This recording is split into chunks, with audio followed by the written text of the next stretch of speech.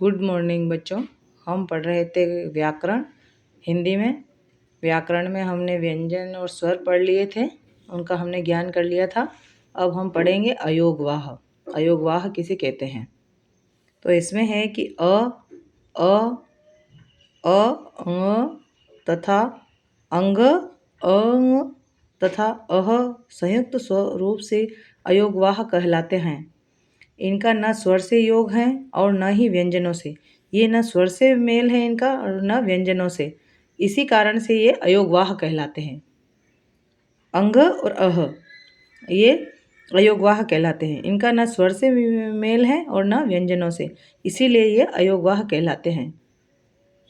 अब उसके बाद है अनुस्वार किसे कहते हैं?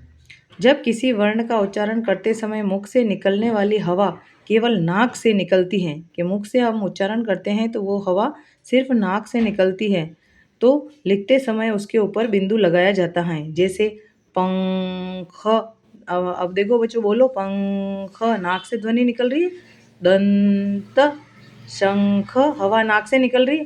अंडा आदि, इनको कहते हैं अनुस्वार।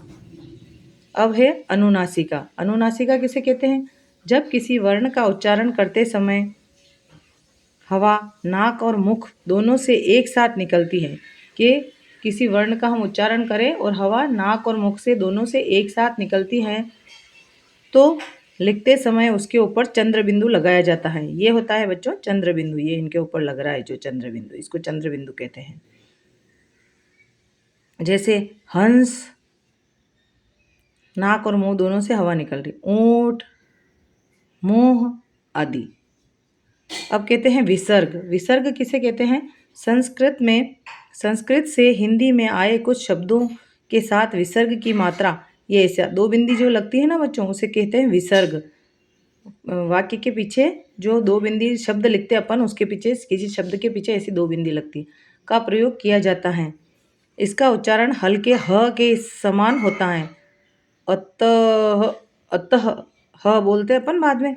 जैसे ये अतः, प्रातः, ये देखो अतः, प्रातः अपन बोलते हैं प्रातः, लेकिन जिसको नहीं पढ़ना है वो कैसे पढ़ेगा? प्रातः, पुनः, ये जैसे पुनः आदि। इसके बाद होते हैं अतिरिक्त व्यंजन।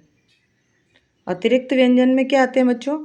ड और ढ अतिरिक्त व्यंजन के रूप में वर्णमाला में स्थान पाते हैं, है ना। आपको बच्चों मेरी वीडियो कैसी लगी कमेंट करना और लाइक करना। और इसके अगले क्वेश्चन आंसर आएंगे जो हमें अगले वीडियो में भेजूंगी, जो आप देख लेना बच्चों। Good bye.